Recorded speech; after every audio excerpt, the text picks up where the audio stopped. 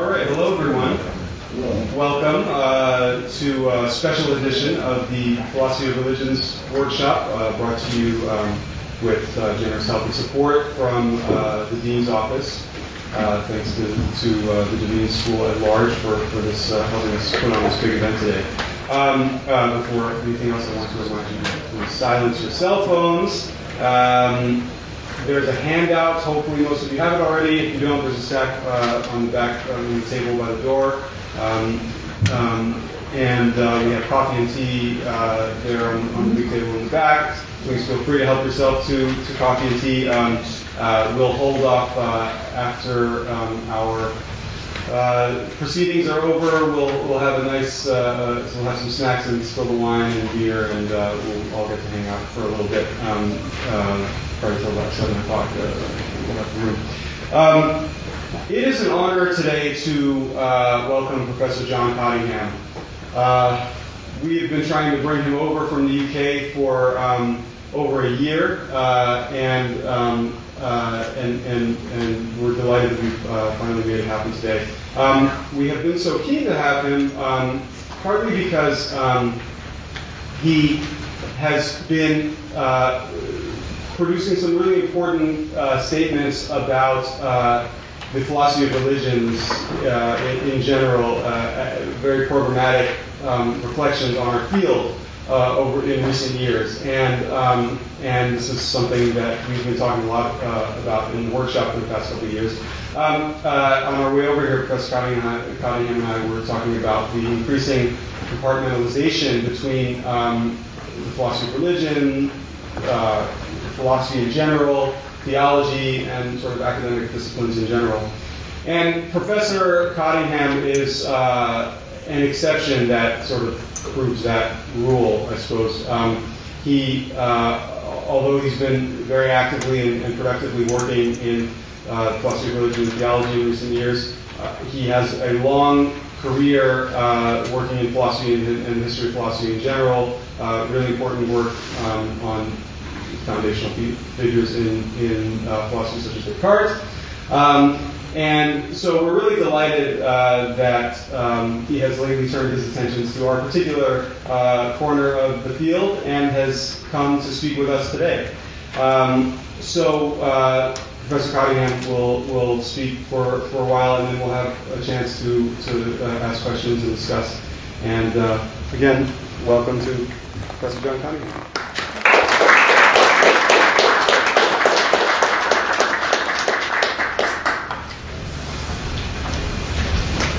Thank you very much, Anil, for those kind words.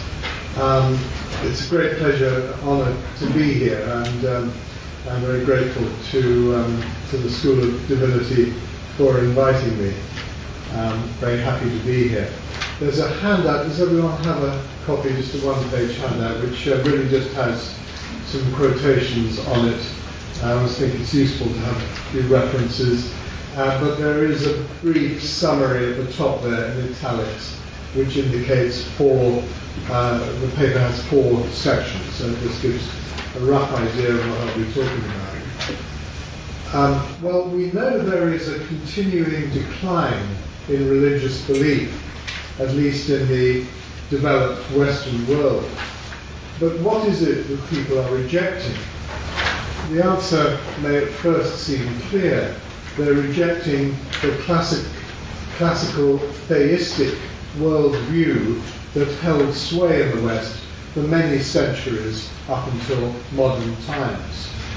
But what exactly is this view, this classical theism, that now seems to be losing its hold on many people's allegiance? Well, according to many philosophers, and a lot of my remarks will be directed towards the current state of philosophy of religion, so they might be totally inept when applied to theology, which I think is probably much more grounded in texts and grounded in history than the rather abstract turn which modern analytic philosophy has taken. But according to the philosopher of religion Richard Swinburne, one of its most distinguished contemporary expositors, theism is, quote, an explanatory hypothesis which purports to explain why certain observed data are as they are. And the data, he goes on to explain, include certain very general features of the universe, like the law of gravity, and the fact that the laws are such as to bring about some 13 years after, a billion years after the Big Bang, beings such as us. Well, if theism is indeed supposed to discharge this explanatory role, I think it's not hard to see why it's lost its appeal. For the features Swinburne mentions are precisely the kind of thing modern science aims to account for. And indeed, so great has its progress been that I think many people might be inclined to agree with Brian Cox, Professor Brian Cox, in a recent widely watched television series on cosmology, which may or may not have been broadcast in the States, who says that science is very close to explaining the most general features of the cosmos and our own eventual emergence from the unfolding process since the Big Bang. And he invoked Einsteinian relativity, quantum mechanics, and the elegant mathematical theory called inflation to account for the structure and development of the universe over the last 13 billion years. And if we add to that the success of Darwinian evolution, coupled with modern genetic science, then we have an extraordinarily rich explanatory structure, worked out in the crucible of a rigorous methodology and meticulously tested against observational evidence. So it's a brilliant achievement.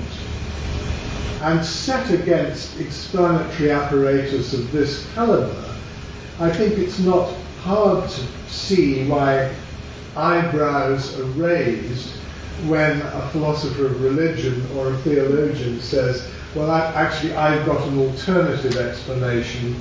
It was done by a person who created it all and keeps it in existence. Now, as will become clear, I myself I want to defend the religious worldview, but I think what we need to understand is just how exasperating this kind of explanatory move must be for people like Richard Dawkins and others who have a detailed knowledge of the hard-won achievements of science. And it's become fashionable in some circles to criticize Richard Dawkins and others, so-called new atheists, for the crudeness of their arguments. But I think we do need to acknowledge just how irritating it must be to them to see, apparently, religion pitted against science as an alternative and better explanatory hypothesis in the way I've just described. After all, invoking the actions of a person who's invisible, who doesn't even have a body, but is supposed to exert causal powers on the universe, is a very bizarre notion. If you look at quotation A, this is Richard Swinburne, ordinary human persons exist for a limited period of time dependent on physical bodies, their causes, their bodies, and especially their brains, for their capacities to exercise their powers and make choices. God is unlimited and doesn't depend on anything for his existence or capacities.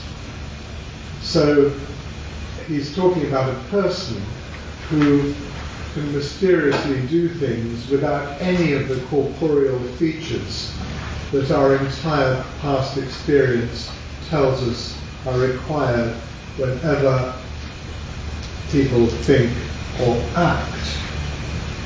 So let me be clear, I'm putting it this way not to disparage the work of theologians like Swinburne, who much of whose work is clearly of great clarity and rigour, but to make the point about explanation. The proposed theistic explanation for why we are here just seems to most modern ears, I think, radically impoverished. And indeed, so far from assuaging puzzlement, it seems when we add various other attributes like omniscient and omnipresent, actually to increase our puzzlement. Because it's invoking the notion of a person completely outside the context in which we normally understand that notion. I think Anthony Kenny, who is an agnostic, formerly a Catholic priest, puts the point quite well when he, in a book where he describes his own journey away from faith. The language we use to describe the operations of human minds operates within a web of links with bodily behavior, this is B on the sheet, bodily behavior and social institutions. When we try to apply this language to an entity whose scope of operation is the entire universe, the web comes to pieces and we no longer know what we are saying. Now, as I shall be saying, I think there are good reasons for supporting a religious worldview, but from what's already been said, I hope it's clear that the explanatory power of theism should not be thought of as one of them. In fact, I'd agree with Herbert McCabe, the Dominican theologian and philosopher, this is quotation C, who says, when we speak of God, we do not clear up a puzzle, we draw attention to a mystery. So, can everyone hear me okay? Do indicate it. So, in saying theism fails then, at this explanatory level, I'm certainly not saying that science has all the answers. To go back to Brian Cox for a moment, this is a presenter with impeccable knowledge of science and infectious enthusiasm for the wonders of the cosmos. But in his writings and in that particular broadcast I mentioned, he falls victim to the fallacy of scientism, which I think many scientists do fall prey to. That's scientism being the idea of science as the golden key which will unlock every last question about the world that confronts us. So, for example, he says, quote, modern physics has arrived at a plausible mechanism for how universes are made out of nothing. And he goes on to invoke multiverse theory to explain, so-called multiverse theory, quote unquote, to explain the fine-tuning of the cosmos to allow beings like us to inhabit it.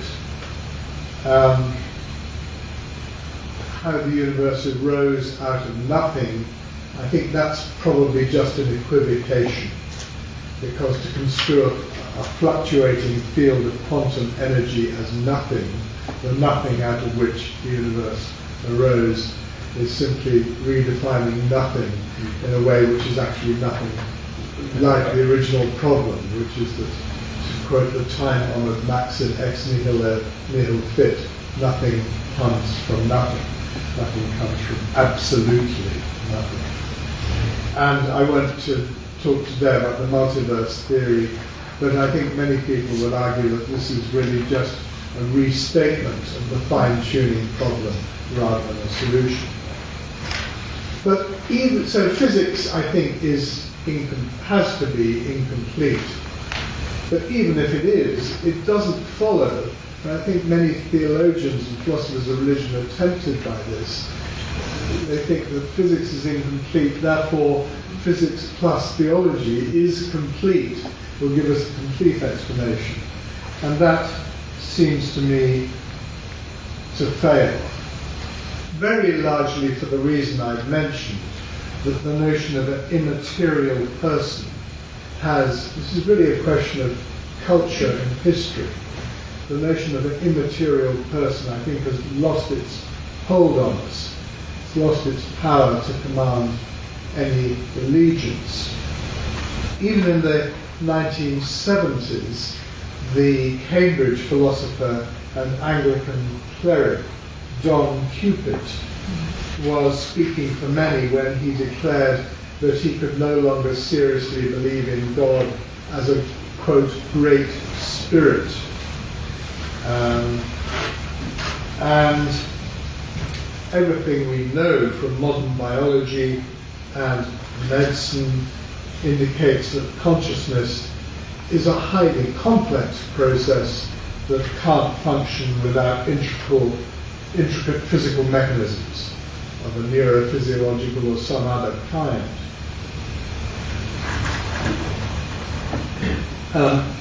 It's interesting how things have shifted since Descartes in the 17th century.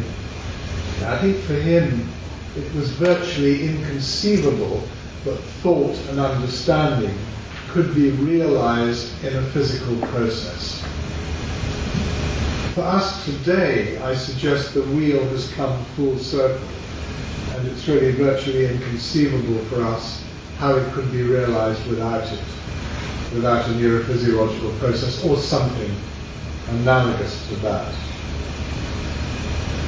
That doesn't mean that thought can be reduced to or is nothing but neurophysiological events, as some crude reductionists now claim.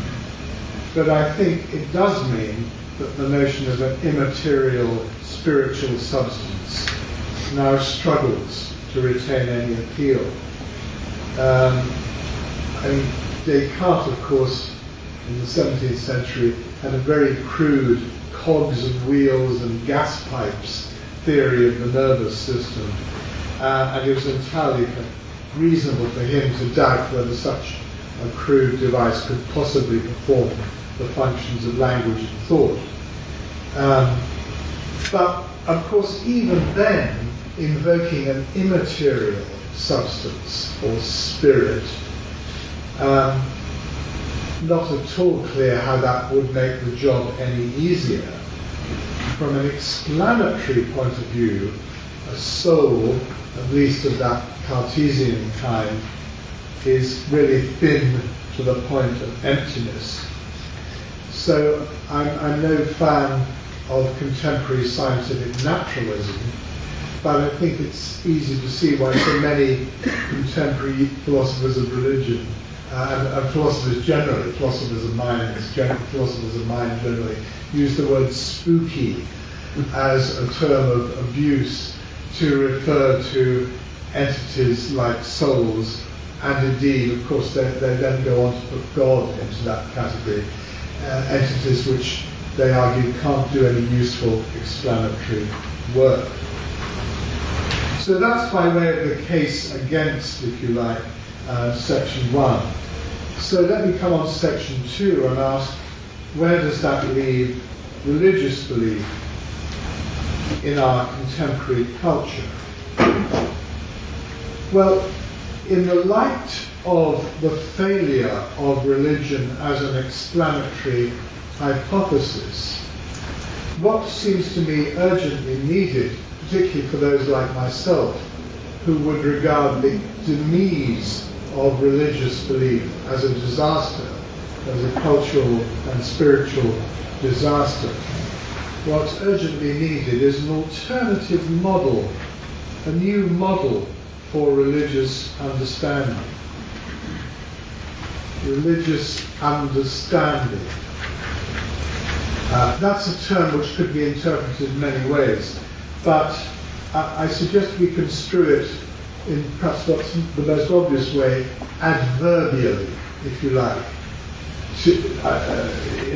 For example, we talk of scientific understanding, musical understanding, psychoanalytic understanding, meaning, a characteristic way of interpreting some portion of reality, or reality in general.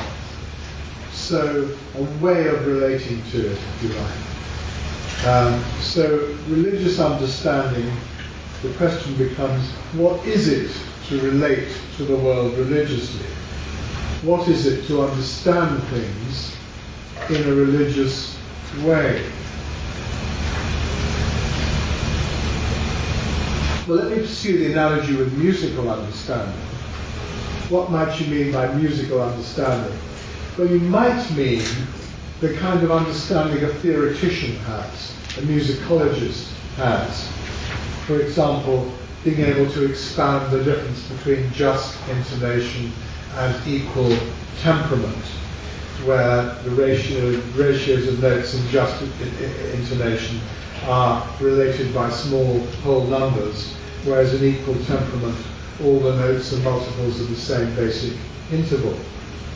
But in contrast to that kind of theoretical knowledge of music, you might be thinking instead by musical understanding of the kind of rich cognitive and emotional awareness someone has when, as we say, they're a very musical person. And they seem, so those two kinds of understanding seem quite distinct. You could imagine being a first-grade musicologist, but not actually being very sensitive to music in this more direct way. And conversely, you can imagine the latter without the former. In fact, an actual example of the latter is the opera singer Jambulo Mandlala, who at the age of 19 auditioned at the Guildhall in London and was offered a full fellowship, even though, as he subsequently admitted to the astonished adjudicators, he had no musical education and couldn't even read music. So he learned his audition pieces by listening to a CD and performing them. But clearly that was someone with great musical understanding and sensibility, even though he had no musicological knowledge. If you look at quotation D, one person I think who's very interestingly understood this crucial difference is Ian McGilchrist, in a very impressive book called The Master and His Emissary, which I strongly recommend if people don't know it. He talks a lot about left hemisphere versus right hemisphere and the science and the physiology, and there's been a lot of discussion in the literature about whether he's got it exactly right and whether there are two completely distinct hemispheres. Actually, he does say in the book that they're not discrete entities, they very closely work together in most normal people. But I think the precise modularity of the brain, the precise details of the physiology aren't actually that important for his argument, though the science is very interesting. The crucial point is, as he says in quotation G, that there are two ways of being in the world, as he puts it, both of which are essential. Being in the world, slightly Heideggerian phrase. One is to allow things to be present for us in all their embodied particularity, as part of a whole forever in flux. In that world, we are connected to what we experience, not confined in subjective isolation. The other is to step outside the flow of our experience and represent the world, represent it in a form that's less truthful, but apparently clearer, cast in a form better suited to manipulation of the world and one another. This world is abstracted, compartmentalized, fragmented, essentially lifeless. From it we're detached, but in relation to it we are powerful. The power McGilchrist refers to there is very attractive to philosophers. We like to think we're kind of detached scrutineers above the fray, kind of evaluating theories and pronouncing on their viability. But if McGilchrist is right, there's a danger in always allowing the left brain, conceptual, analytic, detached types of awareness to predominate at the expense of the more holistic, imaginative, intuitive, quote, right brain modes of awareness.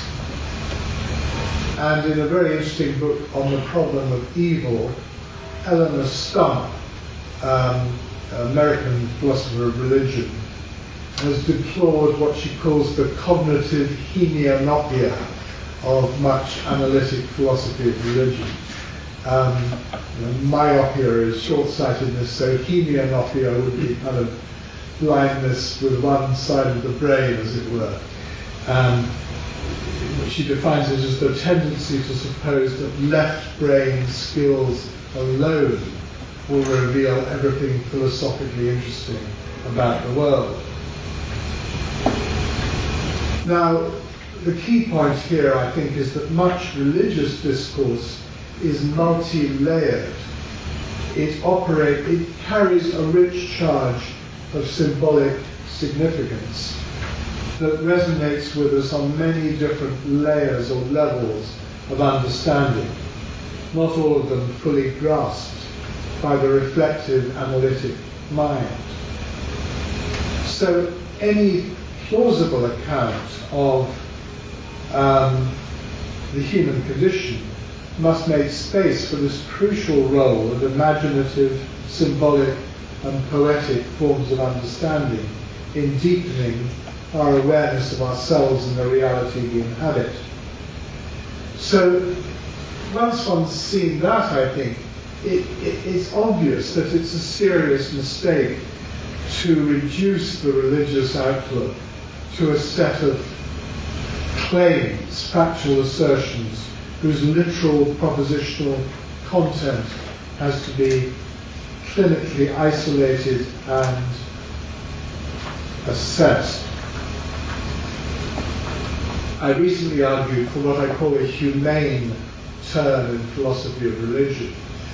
And philosophy, a lot of philosophy currently being done, works with a very flat model of discourse, tries to keep sentences as clear and unambiguous as the sentences you find in a science journal. And the humane turn really is urging us that omits a great deal. That language, a lot of interesting language, works on many different layers, and it simply can't be reduced to the flat, isolated propositions of science or subjects like of quasi-scientific claims. So it may be that the kind of connection that religious understanding searches for involves a process of attunement, Stimmung, to use a Heideggerian term, a moral and spiritual opening of the self. I think there's a lesson here for epistemology, the theory of knowledge, that much philosophy of religion works with what you might call an epistemology of detachment. The idea being that we detach ourselves and we scrutinize the evidence. We treat it as spectator evidence, to use a term of Paul Moser, American philosophy of religion. And it's a kind of epistemology of detachment or of control. So we stand back from the evidence, scrutinize it, and pronounce on it. But why assume that the realities that religion is interested in will be accessible in that kind of way? Of course, the ancient religious idea of the hidden God, the Deus absconditus, suggests a deity who is less interested in proving his existence or demonstrating his power than in the moral conversion and freely given love of his creatures, those who seek him with all their heart, to use Pascal's phrase. So, those who insist on casting religious questions in a form suitable for evaluation by left brain skills alone maybe missing the core issue that's at stake in the adoption of a religious worldview. The question is not, can I, while remaining in control, scrutinizing the data, remaining detached, satisfy myself with the rational acceptability of belief in God, but rather something like following, how might I embark on a path of moral and spiritual change which might open me to a deeper kind of awareness of something I now glimpse only faintly. So we may need to move to an epistemology of receptivity. Actually, some people, when confronted with this idea, suggest that it's making things too easy for religion to talk about receptivity and openness, a sort of special pleading for religion. But actually, I think it's clear on reflection that there are all sorts of other areas of life. Appreciation of poetry, of music, truths about any kind of personal relationship. There's a whole domain of truth of this kind where we need to be porous, to use Martha Nussbaum's phrase in a famous essay called Love's Knowledge. Not hard, detached evaluators, but open, yielding, receptive listeners. Otherwise, while we pride ourselves on our rationality, we'll actually be closing ourselves off from allowing the evidence to become manifest to us. So let me come on to the third quite brief section on the nature of religious awareness. As we move away from abstract theorizing, we'll move away from the subject matter of much contemporary academic work on religion, but we get closer, I think, to the actual religious thought and practice as lived over the centuries. For example, if you look at the Judeo-Christian scriptures, the Hebrew Bible and the Christian New Testament, we find, many people here know much more about this than I do, but we find, it seems to me, very little that emphasise the explanatory role of God. I mean, it's true that God is spoken of as maker of heaven and earth, but that's not followed by serious attempts to demonstrate the explanatory fertility of such a view. Instead, we find a lot of language which we probably classify nowadays in our rather impoverished vocabulary as aesthetic. If you look at Eve, for example, from one of the Psalms, let the heavens be glad, the earth rejoice, let the sea roar and all it contains, let the fields exult and all that are in it, then all the trees of the forest will sing for joy before the Lord, when He comes to judge the earth. He will judge the world in righteousness and the peoples in His faithfulness. So God is here not an immaterial force that's supposed to explain the behavior of the oceans or the fields or the woods. Rather, the vivid beauty and splendor of the natural world is that which makes manifest the divine.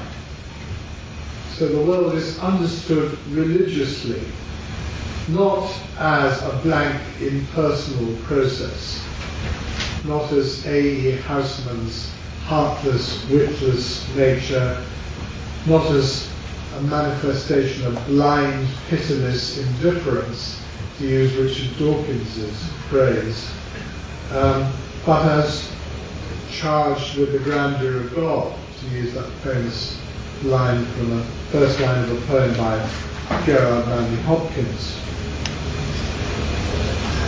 Language like aesthetic, labelled like aesthetic for that kind of language, is actually wholly inadequate. that's even more apparent in an earlier psalm, which I also quote there under E, where God is described as breaking the cedars of Lebanon, making it skip like a calf, shaking the wilderness, stripping the forest bare, while all in the temple cry, glory. That cry of glory, in Hebrew, kavod, signifies something weighty with significance, sacred, mysterious, manifestation of the divine, like the pillar of fire and cloud which led the Israelites out of Egypt, or the cloud on top of Mount Sinai where God's law was manifest to Moses. And the reason for referring to those contexts is to show that we're not really talking about a natural beauty in the attenuated modern sense, but something fearful that calls forth reverence and awe, like the burning bush where Moses was told to take his shoes off because he was approaching holy ground. So it's not an impressive sight of the kind familiar from modern nature programs, but an event pregnant with moral significance, as is clear from that first line of that psalm, where the trees are singing for joy, not as it were in sort of pantheistic exuberance, but because the world is to be judged. So in phenomenological terms, what's happening is an experience where the subject is, yes, overwhelmed with the power and beauty of nature, but not just in a kind of wow sense. There's a lot of recent writing by some of the modern atheists like Richard Harris, who are very keen to insist that they too have spiritual experiences, which is no doubt true. I mean, one can't, as it were, appropriate the domain of the spiritual. But it's important to notice that the spiritual experience is more than just thinking, wow, that's an impressive sight.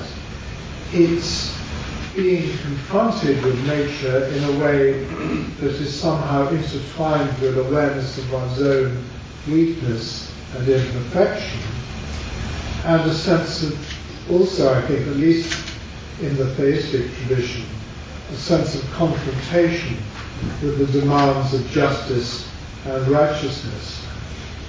So, in short, the religious understanding involved in those sorts of passage is of a kind which enables one to see the world transfigured, radiated with meaning and value, where the human subject is caught up in the mystery, called on not just to be a spectator, but to respond, to be a morally responsive agent. Now, just briefly, an objection to that. Why shouldn't theoretical understanding go, as it were, together with the kind of direct, more intuitive, imaginative awareness that I've been talking about? So, on this view, yes, we've got religious experience, but we still need classical explanatory theism to explain the content of what's being experienced. I mean, after all, to go back to the musical case, musicology, the science of musicology is quite compatible with people actually having musical experience. So why can't say the left brain and the right brain nodes go together? And so we can still retain, as it were, a valid theoretical theology to give us the content of what's being experienced in these vivid, direct religious experiences. Well, I'm by nature a reconciliationist, so I'm not, as it were, temperamentally averse to such accommodation, but I don't actually think it will work. I mean, I think even in the musical case, the musicological properties, the numerical or other formal properties, no doubt are interesting, but they're not really giving us the essence or the nature. They don't purport to give us the nature of what's being experienced. They provide, if you like, a mathematical description, an abstract mapping, but they hardly provide an explanatory hypothesis to account for what we're experiencing in music. And in the religious case, there's an additional problem, namely that the object in question is what one might call anomalous. It's outside the human frame of meaning and reference. I mean, even on the theologian's own account, the properties of God are in a completely different category from any of those which characterize the empirical world. So attempts to map out those properties and show them as bearing an explanatory relationship to the properties of the real, of the observed world must remain, I think, inherently problematic. Of course, there's an ancient tradition going back to Aristotle and Aquinas of analogical predication, where we know of God only by analogy with properties we know and observe in the natural, ordinary human world. And it may be that there's a place for analogy in some context. After all, science uses it, as many have pointed out. Physics uses terms like wave, particle, force, which are really drawn from the ordinary macro world around us, but supposed to refer to the macro world which we don't directly experience. The real nature of the micro world described by physics is perhaps left unclear. The ultimate springs and principles of nature, as David Hume put it, are utterly shut up from human curiosity and inquiry. Or perhaps rather more prosaically, Newton observed that he didn't pretend to know the real cause of gravity, though he could describe it mathematically and perhaps give some analogies. So if science is allowed to do that, why shouldn't theology give us analogical accounts of God? Well, of course, there's a crucial difference. In the scientific case, it works because the mathematical equations produced by the scientists give us predictions of astounding accuracy, which enable us to predict the course of events in the natural world. So there's a kind of direct link between the mathematicization of science and its success in explaining and predicting. And I think quite reasonably we've come to associate explanatory success with something like that model of subsumption and prediction. In theology, there's nothing like that. So by comparison, its pretensions to explanatory clarity have come to seem radically impoverished.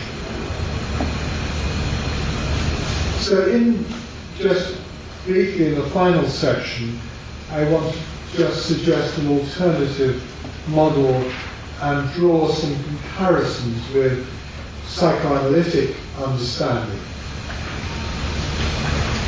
I'm aware that's a risky comparison because many of my philosophical colleagues are as hostile to psychoanalysis as they are to religion.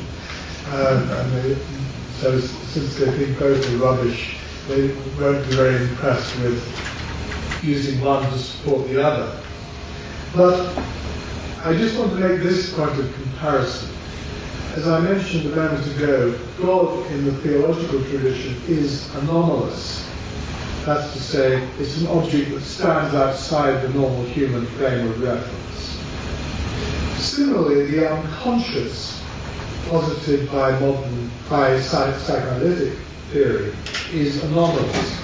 It stands outside our human frame of, as it were, of conscious understanding. The problem isn't just an epistemic one about how we know that subconscious or unconscious processes are occurring. It's a semantic one, really, one about meaning. Our understanding of concepts like desire, anger, lust, hope, fear is so closely bound up with conscious thoughts and feelings and emotions that we don't really have any very clear handle on what it would be to attribute these to an unconscious entity, the unconscious mind. So, I think that is a valid criticism if you're expecting psychoanalysis to be an explanatory theory, if you're expecting it to be scientific or quasi-scientific.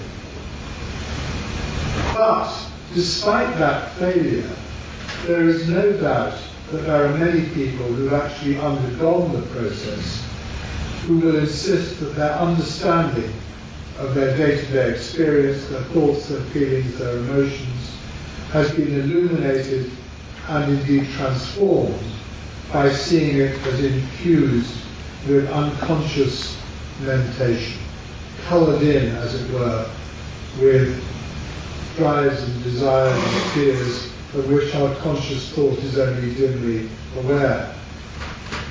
So there are hidden powers whose nature, even if it can't be consciously and properly articulated, may nonetheless be dimly sensed. This is what Carl Jung called the shadowy presentations of the unconscious mind. They can't be grasped by definition, and yet they, because they remain beneath the threshold of what can be consciously grasped, and yet they leave traces. For example, in the partly forgotten memories of childhood, the weird deliverances of dreams, and they illuminate a whole range of phenomena, as Freud so brilliantly showed, which can transform our self-awareness and allow us to move to integrative ways of living. And I think that, I hope it's clear what I'm getting at, there's a close parallel here with what the religious believer thinks about God, the elusive, mysterious source of our being, who almost by definition can't be grasped. Indeed, as St. Augustine famously said, if you grasp him, he's not God. That's to say, the very fact of having comprehended, in Latin, grasped the notion of God would be the best evidence that what you grasp is not God, but just an idol of our own fabrication. Something which Professor Marion, of course, has eloquently discussed in his work. So, nonetheless, as with the traces left by the unconscious, so the divine reality that we cannot fully grasp or describe may be thought of as leaving traces. And the types of experience I referred to briefly earlier are, I think, paradigm cases. The beauty of the natural world, the compelling power of our moral sensibilities, the exaltation of all the trees in the forest, as the psalmist puts it, if you like, as they and we sense that we are, after all, in a world imbued with objective meaning and value. So we end with a paradox, really, that our human existence, our understanding can be transformed by using a framework of explanation which doesn't function like an explanatory theory. How can we solve that paradox? Well, as with Zeno's paradox, solve it to an ambulando. You solve it by running the race. You run the race, you see how the Achilles swiftly overtakes the tortoise. Similarly, I think in the religious case, the sort of understanding involved is inseparable from actual moral action and spiritual transformation. And just to end with Rowan Williams, the most recent Gifford lectures, just published as the most recent to be published, The Edge of Words. It's no surprise really that the kind of language appropriate for such understanding will not be scientific or quasi-scientific.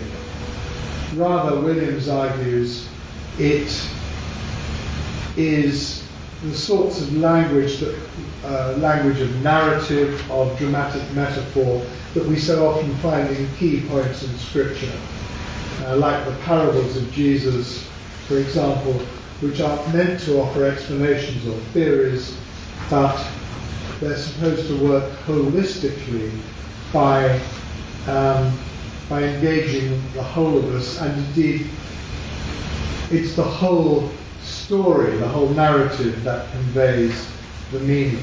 A certain man went down from Jerusalem to Jericho to enter into the story of the Good Samaritan, of course. To enter into the story, he says, and discover where you fit and what role is possible for you to adopt imaginative, is to become able to offer a representation that can claim truthfulness, but not in the usual sense, verisimilitude. The final caveat there is, although we're talking about direct, holistic forms of involvement and imaginative understanding, it does not mean that the resulting belief is arbitrary or irrational. On the contrary, I think in the type of case we're thinking, the reasonableness will be validated if all goes well, as the subject finds his or her understanding progressively transformed. It's not a matter of confirmatory data. In case the left brain mode of analysis makes one last attempt to take control. Because we're not dealing with a set of objects to be analysed and assessed. Rather, it's a framework of engagement, something that, as I think with many philosophical arguments, when you really get down to it, has to be enacted through becoming involved. As Descartes said in the Meditations, you can't treat them as a blackboard set of exercises. You have to actually go through and do them individually. Something that is enacted through involvement and commitment. And it's only in such a way that we can hope to glimpse, if you like, as through a glass darkly, the light of meaning and truth that irradiates our world and transforms our human existence.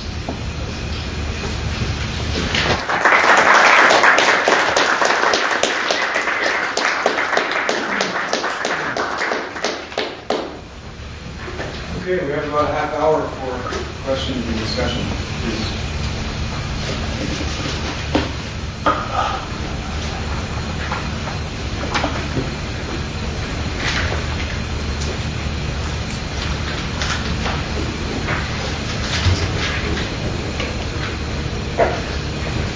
Thank you so much, Professor Cottingham, for your lecture today. I was curious, at one point in your lecture you mentioned that you think that the demise of religious beliefs would have an unfortunate effect on the culture. And I think maybe you alluded to that at the end of your lecture as well. Can you talk a little bit more about that, like exactly what is lost when religious belief is wiped away from human cognition or understanding? Yes, thank you. That's a very interesting question. I mean, I think what's left is, a lot's been talked about so-called disenchantment of the world with the scientific revolution, really. But I think roughly what happens is that the domain of objective reality is thought to be taken over completely by science. And so the domain of human, moral, spiritual, and aesthetic experience is kind of relegated to just funny, quirky, private buzzes going on inside your brain or your mind. So I mentioned the poverty of words like aesthetic. I mean, part of the way people refer to looking at a sunset as an aesthetic experience is already a sign that what's happening is that it's now considered just as a subjective event of some kind. Or rather, there are the real photons and the real electrons out there, and inside there's just some funny, quirky stuff going on, which doesn't really have any moral or semantic or spiritual significance. So, for example, Sam Harris, I talked about, mentioned very briefly in passing, talks about spiritual experience. But it's interesting, he goes on to say this could be induced by drugs or fasting, psychotropic drugs. So there are various ways you could get to it, as if really the point is just to have this sort of private, subjective experience.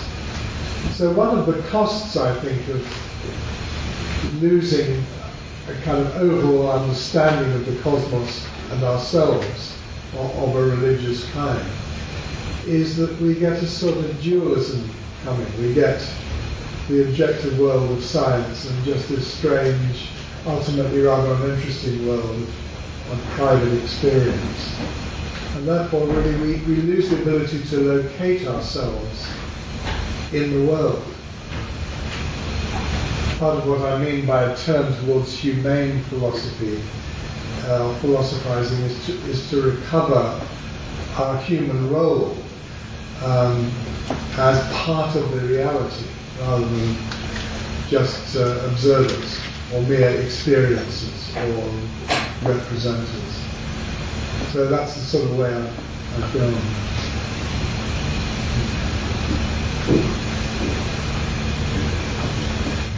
Yeah.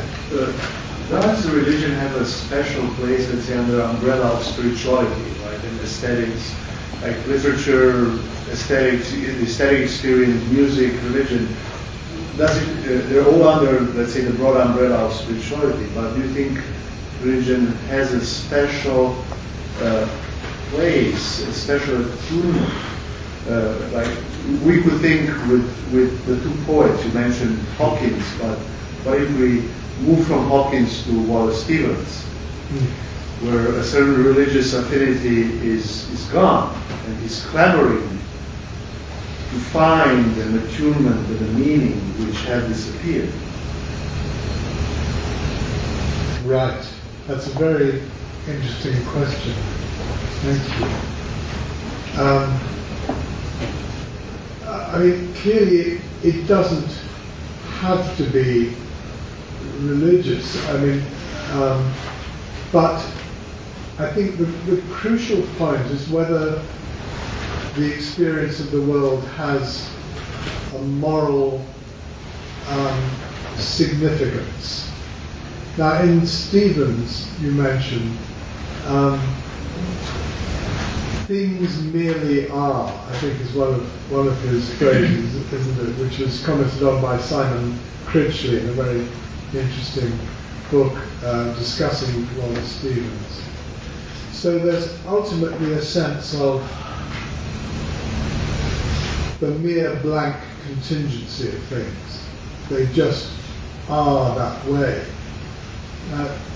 That kind of vision, I guess it's of a piece with existential, with a certain kind of existentialism. What you find in Jean Paul Sartre, for example, as in Nausea, where he just sees the root of the tree and it just is there, pure facticity. Now, that is a certain way of seeing the world, certainly. It's an overall, it involves a world view, I think. it involves a certain kind of vision of reality.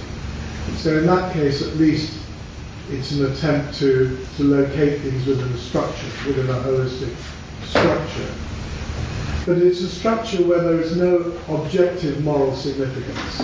There's no just, as it were, there's just brute facticity, and then here we are.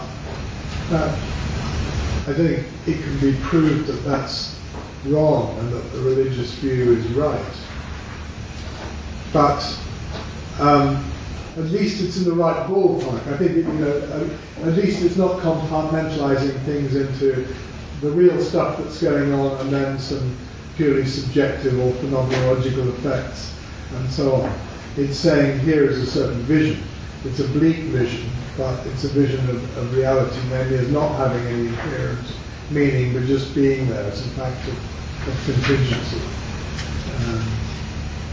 I don't think it's for philosophy to answer the question about which worldview is right or wrong.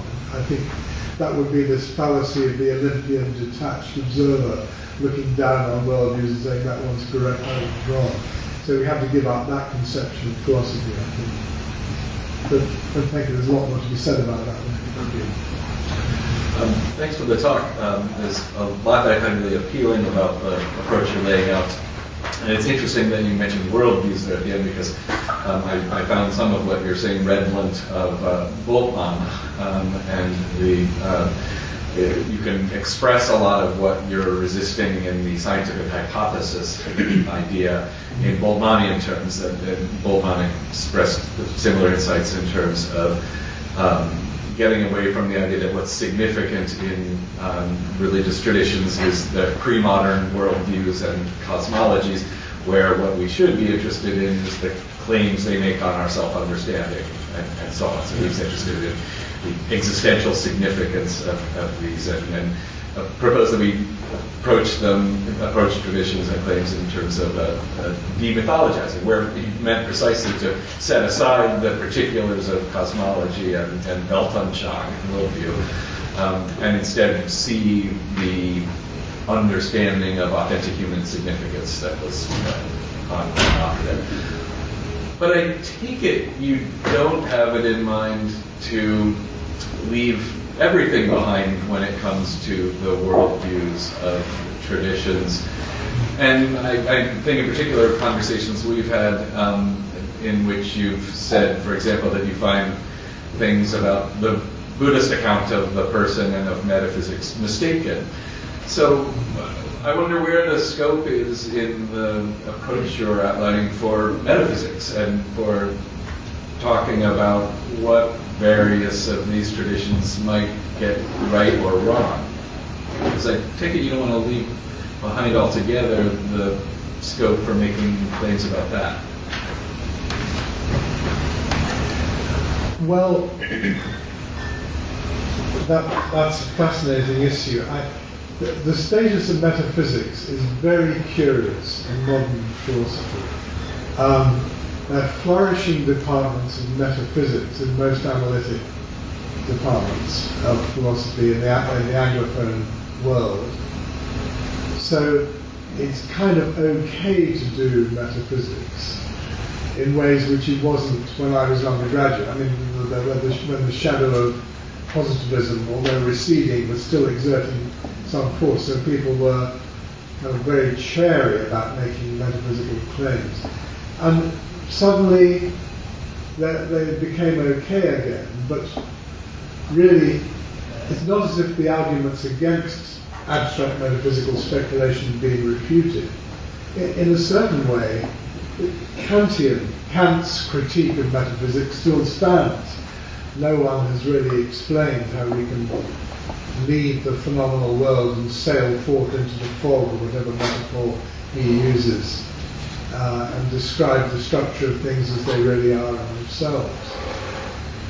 So, in a way, that I think is part of the problem with theology I was alluding to at the beginning, that theologians who attempt to map out the properties of God, his various attributes and his causal powers, are doing pure metaphysics in ways which are really not philosophically legitimized. The critiques of Kant and then much later Wittgenstein have not been answered.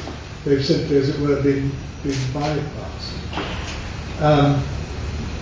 And my own approach really is that I don't think there's any way this can be solved except through, as I said at the end, through praxis.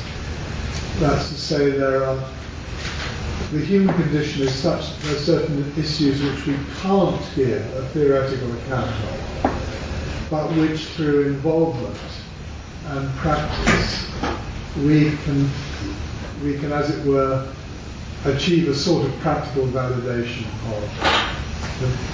Can I just follow up?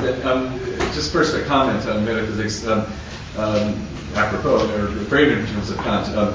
There's the sense of metaphysics that Kant was critical of, which I think you rightly resist. But there's also the sense of metaphysics that Kant was doing in making transcendental arguments about necessary conditions of the possibility of experience. And so I don't think that metaphysics in the bad sense exhausts the field. Be that as it may, I'll set that aside. Maybe another way to sharpen the question I have in mind is, do you think the approach you're talking about would be compatible with a thoroughgoing constructionism in religion, according to which it's acknowledged that the objects of religious worship are entirely human products, and all that matters is the existential self-understanding or fruitful transformation they elicit, and we can completely set aside the question of whether there's any any content to them. Right. Well, on the first point, there's a difference, I guess, between descriptive metaphysics and revisionary metaphysics, to use Peter Strawson's very useful description.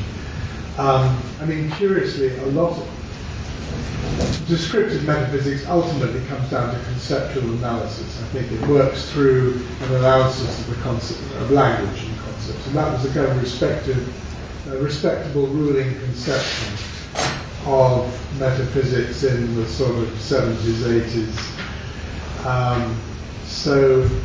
And it's still the kind of metaphysics that, say, people like Peter Hacker are doing. Essentially, it's conceptual clarification. But curiously, most modern metaphysicians working in analytic departments say, no, we're not talking about language. We're talking about the real things. So they purport to be describing the most ultimate constituents of reality. And yet, if you say, well, why not just do science then? I don't think there's any convincing answer. But the second half, constructivism,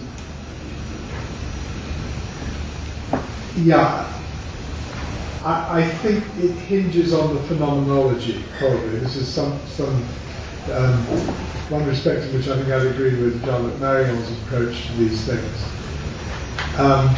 The phenomenology of experience, when we're confronted with, for example, the moral demands and the kinds of experience I referred to in the paper, where we're confronted with nature but in a way which is bound up with a sense of our own inadequacy and our need to improve ourselves. The phenomenology is such that we seem to be presented with a demand, a requirement, which we have to conform to whether we like it or not. Could be an illusion, but it's as if I take it in many of the great stories in the Bible, for example, in the scriptures, people are, as it were, feel as if they were being spoken to and told, change, do this, do that, go, leave what you're doing, do something else. So essentially it's a kind of I-thou confrontation. Now either you're going to say that's just an illusion and something just constructed internally, or you're going to do justice to that sensitive demand. So it ultimately will hinge on whether the account you give is true to the phenomenology in question. And that's a matter for further analysis and discussion. Yeah, I think you and that. You see the place of the view from Thank you very much for offering an interesting new model. I can't help but think it's motivated by a very old problem, or a modern problem, cognitive dissonance, crisis of legitimation, not only occasioned by science, but also by the higher criticism of the Bible in the 19th century. What if one is not a theologian and motivated that way? What if one is just a simple, humble scholar of religion, the phenomenon? Don't we then have to reinsert that category you found problematic, the explanatory nature of it, and say that really when we look non-theologically at every religion that we can study, we see cosmological explanations. We see myths. We see things that Occam's razor might be useful for from one point of view. So that category of the explanatory effort is ingredient in what we call the phenomenon of religion academically. I mean, we don't have to accept those explanations. Yes. We can then go on to interpret, perhaps symbolically, logically. That's favorite convenience. Yes, that's very interesting. I think it depends what sort of explanation you're considering. I mean, if you're studying religion as a phenomenon, as a human phenomenon, then you can classify, describe, explain it in some of the ways you were hinting at, and see what its components are: narrative, for example, moral teaching, certain sets of practices. Metaphysical claims and historical claims very often. Yes.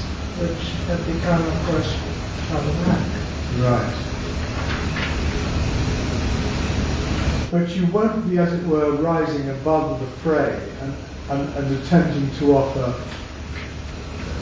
a description or a theology of the object itself, which is producing those various phenomena, will you? No. So my objection was not to any kind of explanatory science vis-a-vis religion, but to a certain sort of, if you like, metaphysical theology that purports to say, this is what the nature of God is like. He has these properties or attributes and these causal powers, and that then explains certain features of the world, which might include features of the world like the law of gravity or our emergence since the Big Bang, or it might include the arising of various religions and cultures. But it's an attempt, as it were, to get behind the phenomena and describe the real object, which is causally responsible for all these various things. And that does seem to be a deeply suspect activity. I'm wondering how you might define the difference between theology, which you're largely talking about, and philosophy of religion. Or do they line up pretty closely? No, and I think philosophy of religion is just, well, it includes the kind of thing I was doing when I was talking about the status of various metaphysical and other theories, the nature of religious experience, the phenomenology of religious experience, the relation between religion and morality and aesthetics, the relation between truth, goodness, beauty, the notion of a world view and overall picture of reality, examining all those notions as part of philosophy of religion. Whereas theology, as I understand it, is, or at least the kind of theoretical theology I was talking about, is the attempt to describe the nature and properties of the divine, which explain the phenomenal world as we observe it. And in other words, it's the kind of thing which, as I quoted at the beginning, Richard Swinburne claims to be doing when he says that God is an explanatory hypothesis, which tells us about the structure of the world and our own emergence in it. I think you were next. Oh, thanks. That was wonderful. I'll put a stage, thank you. I think it's a role model for I think a good presentation. You opened your speech with I'm paraphrasing, but something to the effect of how the modern world is increasingly abandoning religion. Is that fair?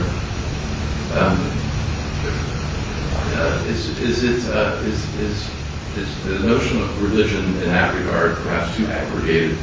That it needs to be cut up into disaggregated as far as does that mean exactly a Bible-based religion is perhaps more of an institutional issue as far as various societies abandoning institutional versions of various religions? Well, it does need to be qualified. You're quite right. I was talking particularly about the educated Western world. And sometimes it's said nowadays, the prediction of religions to me is premature because there's a sudden resurgence of religion. Well, I think that, okay, there's been a resurgence of a certain kind of militant Islam, for example. There's an increase in religious believers in countries where there's been an increase in population, for example, some African countries. But that doesn't really touch the phenomenon I'm talking about, namely that as people, it appears to be a fairly inexorable trend, that as people become more educated, the incidence of religious belief and practice drops.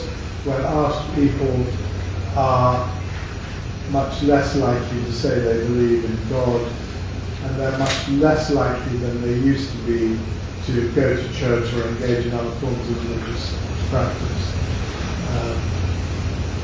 So most of my, just to give us a very crude example, most of my generation were baptized or somehow inducted into an organized religious structure, and we had our children baptized. But my children's generation, this is just anecdotal, I'm talking to them, they don't. Either they or their friends don't, on the whole, have their children baptized anymore, so they don't take part. Then they may say they're still quite interested in religion, or interested in spirituality, as in that famous T-shirt, I'm not religious but I'm spiritual. But there's a general trend there, I think, which is hard to deny. And I think it is worrying because these structures which grew up over many millennia, centuries, can't be reinvented from scratch once they've fallen into disuse. They won't easily come back. North America is perhaps rather different because the incidence of religious belief and practice is still, though it's declining, it's still much higher. Whereas in northwestern Europe, the churches are all empty, emptying or empty. And Scandinavia and Germany, well, Scandinavia is a particular example, where they've got all these empty churches and don't know what to do with them. And legislation is being passed that they mustn't become mosques. There's a slightly dogged major, we don't want them, but we don't want them to be mosques either. So there's a real, I'm not a sociologist, but I think the demographics and the social trends are pretty clear. And my diagnosis that people have lost faith in religion's explanatory power is only part of the story, I'm sure of that. But I think it's quite a significant part. People, as it were, feel conned. They thought they were brought up to think that God explained something, and then as they learn more about science, they realize they're better at it. It's as crude and simple as that, I think. So the phenomenon I alluded to at the beginning, I think, isn't just an academic problem in that sense of academic. It's a pretty widespread general perception. I wonder what, in your view, you would have to say, if anything, about how Plato describes Socrates' relationship to his Daemonia. Is there any way you care to comment about that? Well, the whole notion of conscience, the inner voice of conscience, is very interesting, because clearly Socrates regards it not just as a quirky, private, subjective thing, but something which he's called on to respond to, that, as it were, convicts him if he is dishonest or cowardly or whatever. So it's a guide. It's an inner guide. It's interesting that in current moral philosophy there's very little talk about conscience. It used to be thought of as absolutely central to morality, but you don't see much work done on it anymore. But its crucial feature is what philosophers now call normativity. That's to say, it's not just one voice amongst others or one impulse amongst others. It has a certain kind of authority, which I feel, maybe an illusion, but I feel at least called on to respond. And I feel convicted when I fail so to respond. So the normativity or authority of the inner voice, the Socratic inner voice, the voice of conscience, is the crucial issue, which in my view, I don't know what other people feel about, in my view can't be explained on a naturalistic worldview. The state can't be explained just as an empirical impulse, amongst others. Because otherwise, why should it have any special authority? I have lots of inner impulses. I would like to look after myself, I would like to be selfish, I would like to do lots of things. But why should my desire to help others have any authoritative status? It's a problem Joseph Butler addresses in the 18th century, where he put it very well. He said there are two senses of natural. In one sense, conscience is just natural in the sense that it's one of the things we find inside us. But in another much stronger sense, it's kind of natural with a capital N, which is the older, grander sense of nature as a natural law, something authoritative and normative.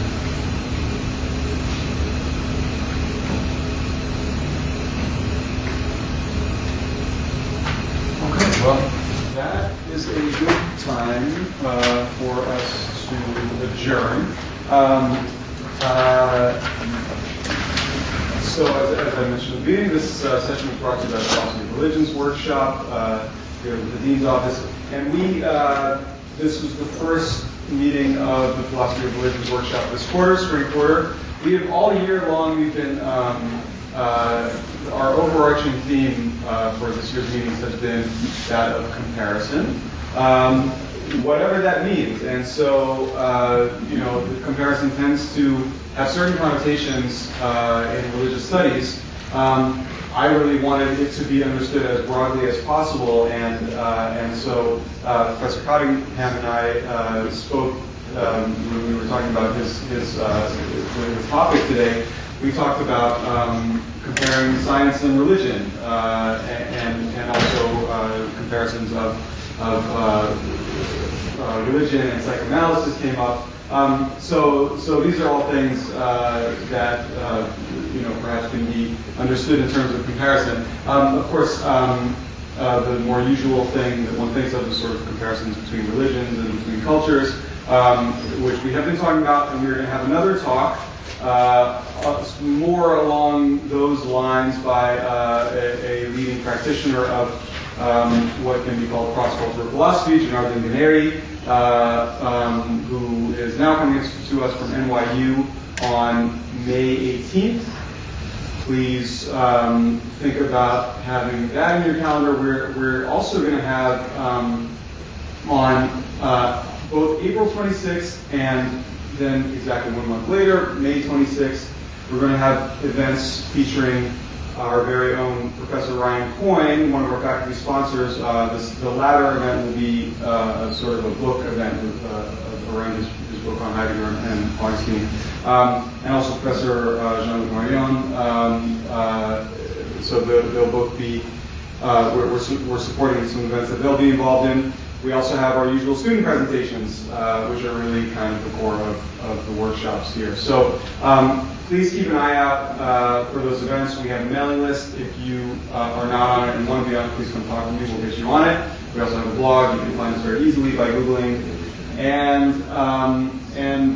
keep an ear to the ground, because we advertise through various channels. Meanwhile, until those many events, a lot of our events are going to be happening on Tuesdays and Thursdays this quarter also. That's something to bear in mind. We've done Wednesdays a lot in the past. We're going to be doing more Tuesdays and Thursdays this quarter, so please be aware of that.